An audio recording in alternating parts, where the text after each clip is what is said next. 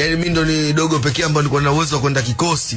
Nikakaa na mabraza wamepagawa, afu mimi nipo katikati pale. Kikosi alikuwa hamna shida chochote, yani maslipway kule wapi, yani kula maireni yangu nini na mabraza na wasalimia, kwa sababu mimi Kinondoni kitambo.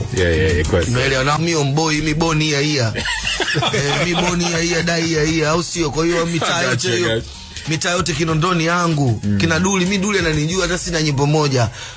Kina wote mabraza ambao wananijua kwa sababu nimezaliwa hapa yani. Okay. Watu waliandika gazeti kwamba bwana Kalapina anataka kumuoa Mr. Blue. Kakuchumbia. Kanichumbia. Kakuletea posa nyumbani. Kalapina ilimuumiza sana kwa sababu ni mtu ambaye nilikuwa nakutana naye. Okay. Umeelewa, katika haso zangu, katika nini ananiona.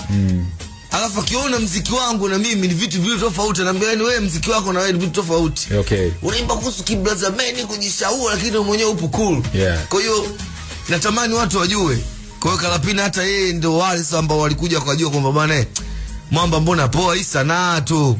Kwa hiyo aliumia na mpaka akanitafuta tukakaa chini. Akaniambia twende kwenye haki za binadamu. Tukaenda pale. Kweli nilifikia tu hiyo. Tulienda mimi na yeye pale, bwana mdogo wangu au kama unasema nataka nimuoe wakati mimi mdogo wangu na mheshimu.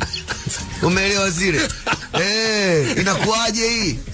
Alikasirika akaniambia bwana tuwasuu, sema mimi kipindi kile bado bwa mdogo, afu sina muda tena kukusema nifuatilie mambo kama hayo, yani mimi nawaza tu bata nini.